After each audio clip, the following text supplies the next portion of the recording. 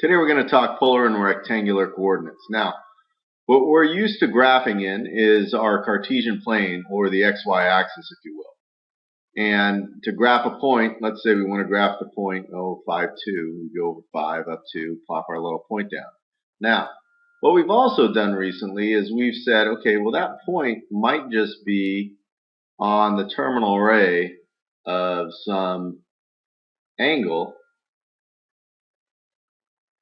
and if it's on the terminal ray of that angle, we can describe it as its vertical and horizontal distance away from the origin relative to some angle theta. Now, once again, when we talk this Cartesian plane, x's and y's, all of our points will be referenced by how far over and how far up they are. But if we use this different idea of this is some angle's distance rotated around a circle and some radius out, this point here can also be described by the radius and its angle measurement from the standard position pointing east. And that's known as what's called a polar coordinate. So here's our polar, and here's our rectangular. Now, in a polar grid, looks much different than the Cartesian coordinate. The polar grid has a bunch of concentric circles, and these degree measures rotating around could go by 10 degrees as it is in this picture, or they could go by 5-degree increments, whatever. But what we're going to do is we're going to take and graph these points over on the right on this coordinate grid.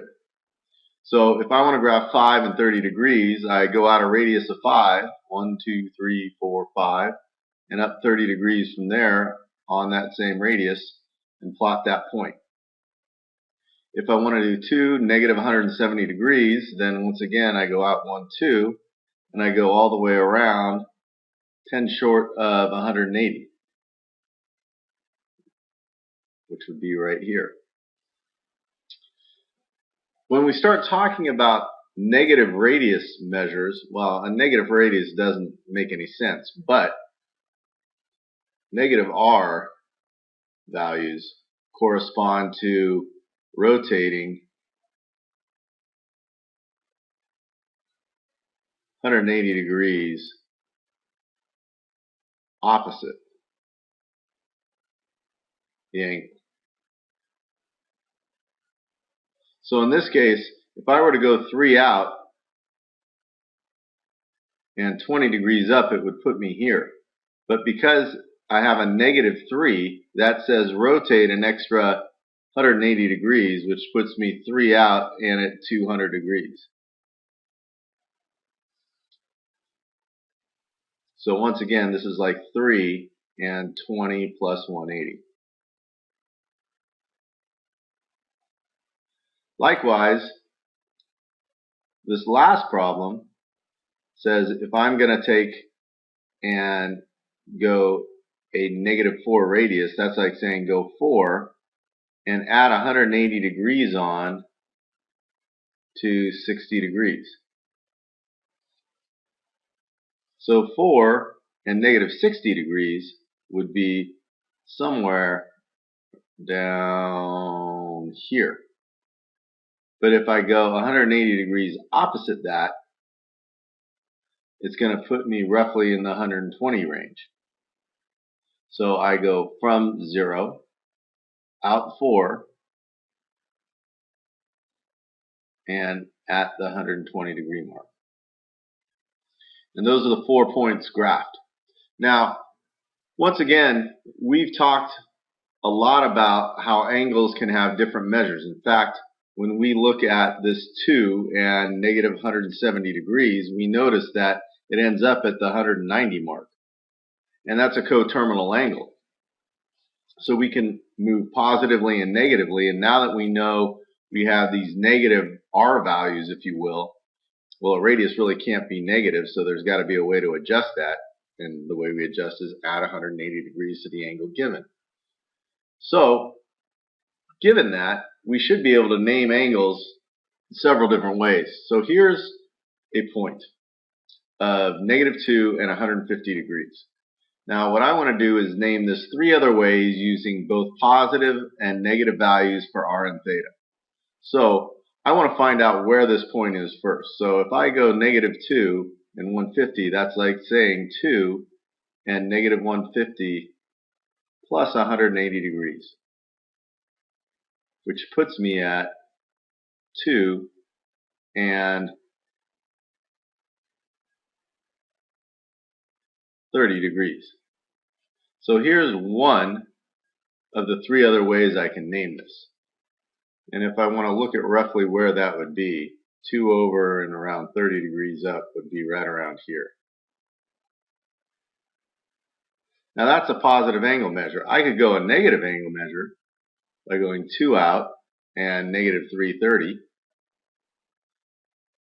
That's a coterminal angle with 30. And now what I should probably do is name this -150 in its coterminal fashion. So if I say -2, and if I'm going -150 degrees, well, the same way to say that in a positive degree measure is to go out a total of 30 degrees more than the 180. So that would be 210 degrees. So notice that would give me a total of 2 and 210 plus 180. I could subtract 180 for all that matters.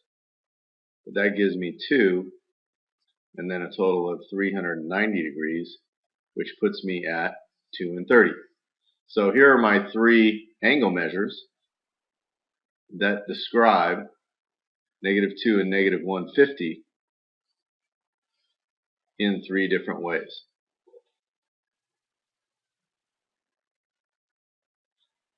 Now, in the Cartesian plane, the xy plane, I want to graph these 2 lines.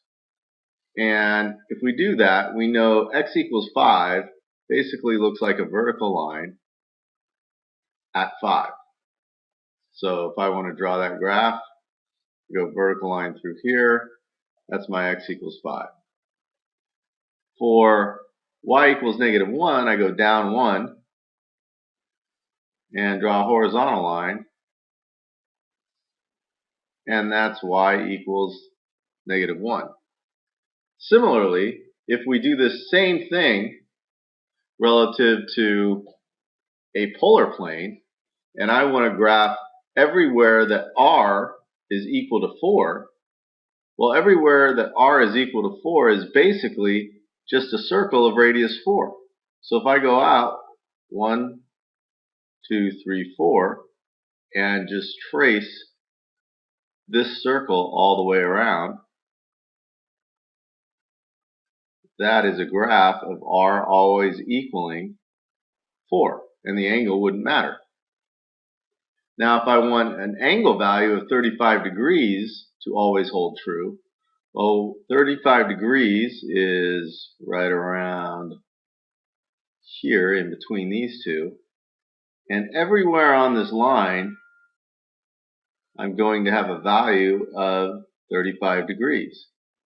My r will always change, but my angle holds true. Now, if I continue in this other direction, I'll continue to have angle values of 35 degrees. My r values will be negative, which means that I take and add 180 degrees onto that, and I'll still have an angle value of 35 degrees all the way through.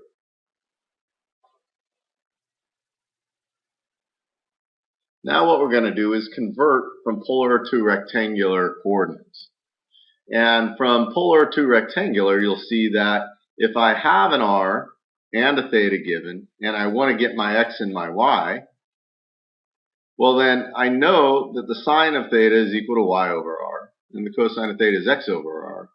So simply by multiplying by r to both sides, I get my polar conversions. I know that x will be r times the cosine of whatever angle I'm given, and y will be r times the sine of what angle I'm given.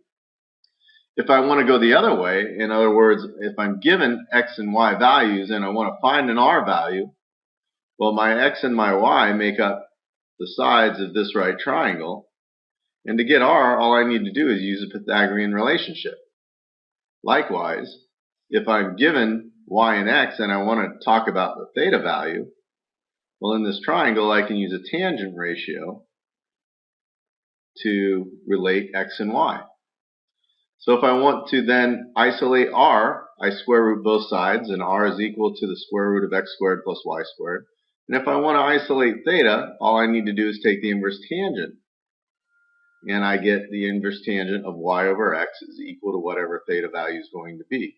So, once again, this goes from polar to rectangular, and this goes from rectangular to polar. Now let's take and convert some problems. I want to convert 3 and 210 degrees to a rectangular coordinate. So, if I want my x value, that's equal to r times the cosine of theta, while y is equal to r times the sine of theta. So if I take 3 times the cosine of 210 and 3 times the sine of 210, these are in degrees once again, cosine of 210 is negative root 3 over 2, and the sine of 210 is negative 1/2.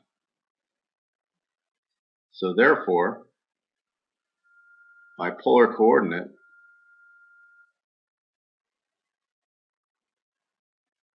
goes to a rectangular coordinate, in other words, an x and a y value of 3 root 3 over 2, and that's in the third quadrant, so it's got to be negative, and negative 3/2.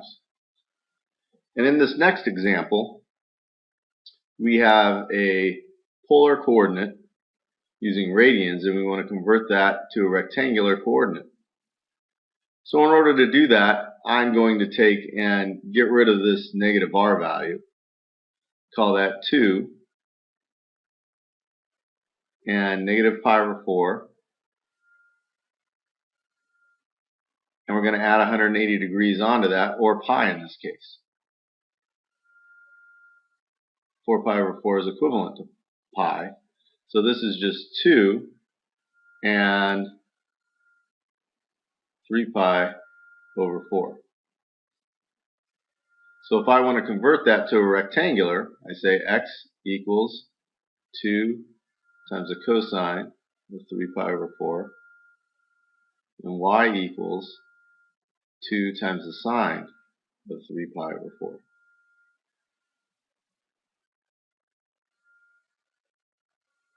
X ends up being 2 times root 2 over 2, and since I'm in the second quadrant, that's negative, while y is 2 times root 2 over 2. Since that's y, it's positive in the second quadrant. Thus, I end up with negative root 2 and positive root 2 as my x and y coordinate. So now I'll take and convert this rectangular coordinate into a polar coordinate. Let's think about this. 2 and negative 4 is going to be somewhere down in the fourth quadrant. So again, in order to convert that, I'm going to say r is equal to the square root of 2 squared plus the quantity of negative 4 squared, and theta is going to equal the arctan of obviously the y over the x value. So in this case, we have 4 plus 16, which is going to be 20, and I simplify that to 2 root 5. It's my r value. The arctan of negative 2 is going to give me a theta value of negative 63.4 degrees. And if they don't ask you to give values that are either positive or between 0 and 360, this would be an acceptable answer.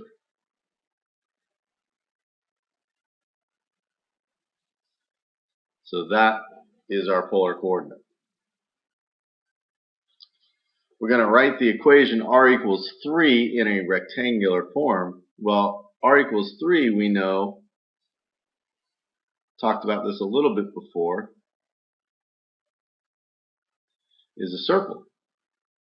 And if I want the equation for that circle in rectangular form, I'm going to need to write the equation of that circle in terms of x and y. I know that r is equal to the square root of x squared plus y squared, and that's going to equal 3. Now typically they'll want to get rid of these square roots, so I'd square both sides and I end up with x squared plus y squared is equal to 9, which is the equation of a circle having a radius 3. So that would be the rectangular equation, if you will. Remember, rectangulars have x's and y's in them, and polars have r's in them. This next problem is going to be much more complicated than the previous. In this case, we have r equaling 6 over the quantity of 2 minus 3 sine theta. Now, keep in mind, if I'm going to make this a rectangular problem, I need to express r's and thetas in terms of x's and y's. And I know that r is equal to square root of x squared plus y squared. And I also know that theta is equal to the arctan of y over x. But I have a couple other known identities where x is equal to r cosine theta and y is equal to r sine theta. Anytime I see r sine theta or r cosine theta, I can just substitute an x or a y in. Now I see a sine theta here, but there's no r with it. However, what I could do, what I'm going to do, is I'm going to take and multiply both sides of the equation by 2 minus 3 sine theta.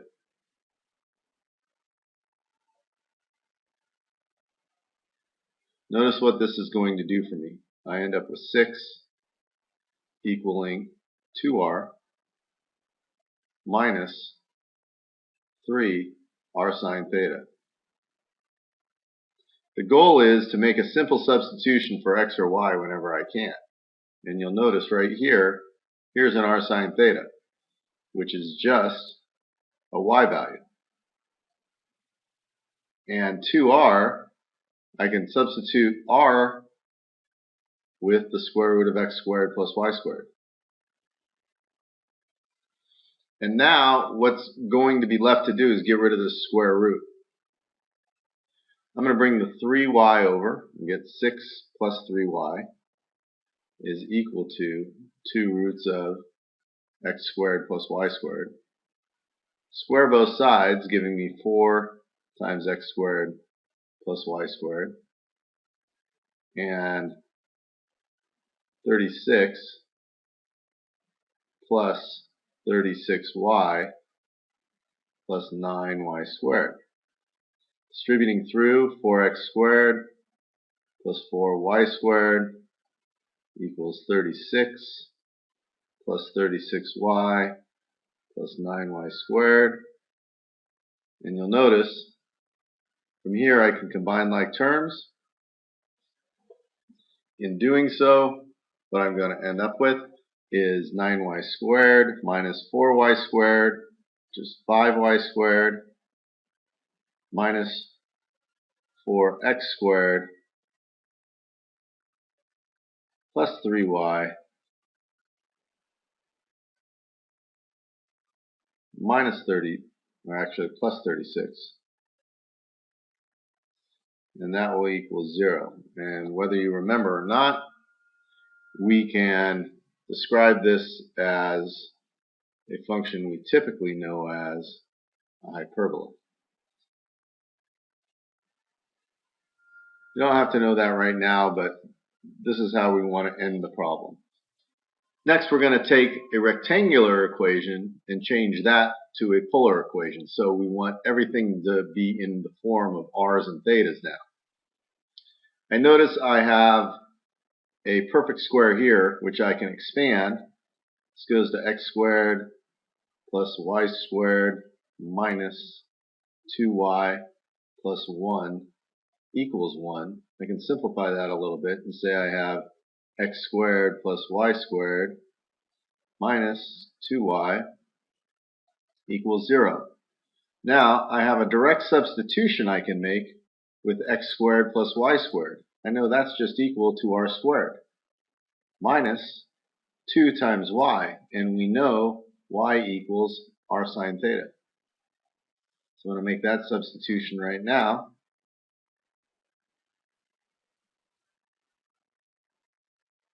Now, sometimes books will want you to leave the problem like this. Other times, and you'll just have to see what our book wants you to do, but here's one possible solution. The other can be found by taking and bringing the 2 r sine theta to the other side and dividing out an r, which gives us r is equal to 2 sine of theta. I believe our book is going to use this simplified term here. So once again, if we're changing to a polar or rectangular, you've got to make sure everything's either in r's and thetas or x's and y's, depending on what they're asking you to do. Fill out your lesson summary, do your My Math Lab, and we'll get back to you tomorrow.